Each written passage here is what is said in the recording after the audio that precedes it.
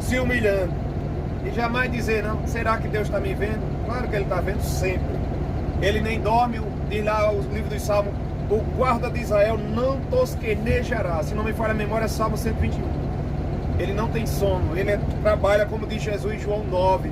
Ele disse, eu e meu Pai trabalham até agora, incansavelmente. Assim como também o outro lado, né? As trevas também trabalham para nos destruir. Aí Deus no 6 diz, e creu ele no Senhor. Depois que Deus fez a promessa para ele, ele creu no Senhor. E imputando-lhe isso por justiça. Abraão é chamado na Bíblia como um amigo de Deus. Aí Jesus chama hoje também, em nossos dias, o homem amigo seu, porém com uma condição. Evangelho de João, capítulo 15, versículo 14, se não me falha a memória, mas está dentro do capítulo 15. Ele disse, vocês são meus amigos, se fizer o que eu mando. Aí ele disse, um servo não sabe o que faz o seu senhor, porém um amigo a gente revela coisas íntimas, para uma pessoa que verdadeiramente é amigo. Aí Abraão creu. O 7 vai dizer, disse-lhe mais o Senhor a Abraão, eu sou o Senhor que te tirei de Ur dos Caldeus. A terra natal dele era Ur dos Caldeus, para dar a ti esta terra como herança. Aqui é a terra de Canaã, que é dita a Moisés, a terra que emana leite e mel, a terra próspera, onde habitava 7 nações. Ou seja, Deus tem um grande plano para a vida de cada ser humano, cada ser vivente. Cabe a nós não ficarmos no acomodismo, ou como a nação de Israel, certa vez ela caiu, certa não, e várias vezes Israel caiu no acomodismo. Em que sentido? Quando eles prosperaram bastante, Deus ficou de lado.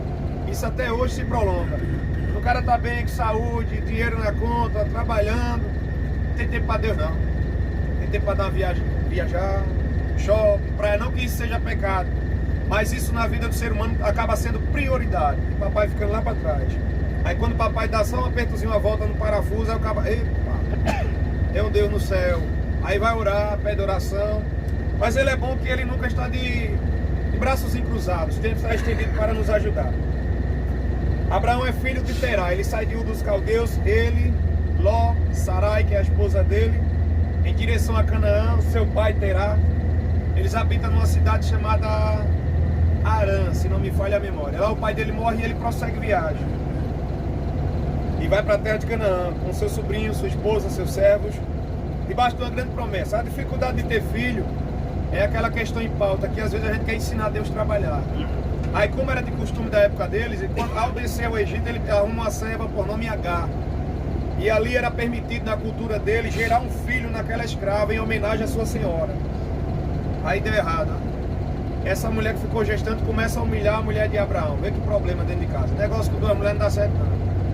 Eu mesmo não dou conta nem de uma, quanto mais de 2. É para acabar de ajeitar, tem uma menina ainda que tudo quer atenção de uma vez só. Aí não sabe como é que é, né, Jorge? Aí você fala com a mãe, a menina diz, aí fala comigo, larga ela. É um ribuliço. É uma briga de foice.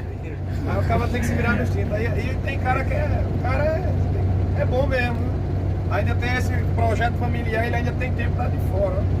Rapaz, é doido. Acaba é corajoso.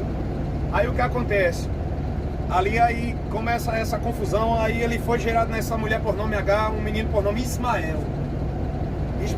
E o filho da promessa é Isaac, que seu nome quer dizer riso.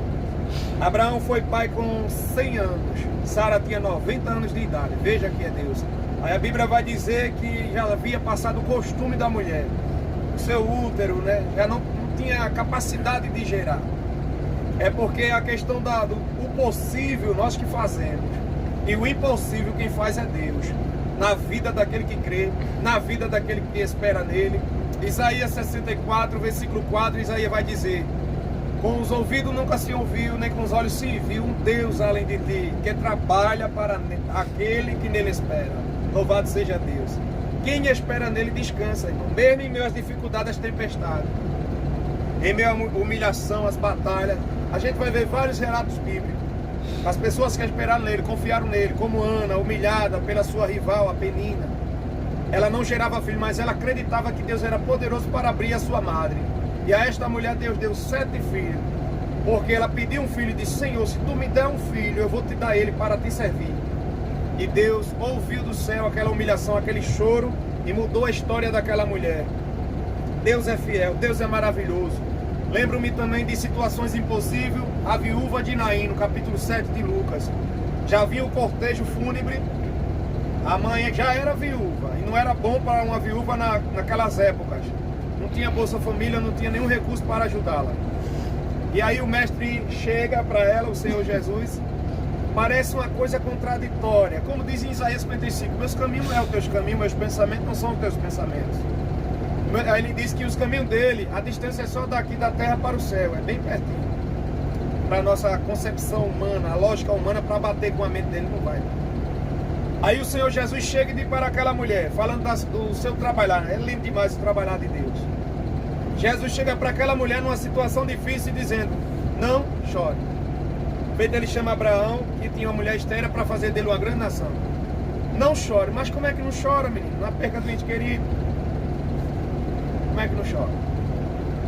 Mas quando Jesus diz, não chore, ele está dizendo, não chore porque eu sou socorro, sou refúgio, sou resposta, sou renovo, a tua história vai ser mudada agora, só basta tu crer. E aquela mulher acreditou. E ele disse ao morto, levanta-te. E na mesma hora o jovem levantou. Porque, como diz em Apocalipse, ele tem o poder a chave está na mão dele. Que quer dizer o poder, chave do inferno e da morte está na mão dele. A morte nunca teve êxito quando se deparou com Jesus. Nunca ganhou para ele, nem irá ganhar. Ele é tremendo, irmãos.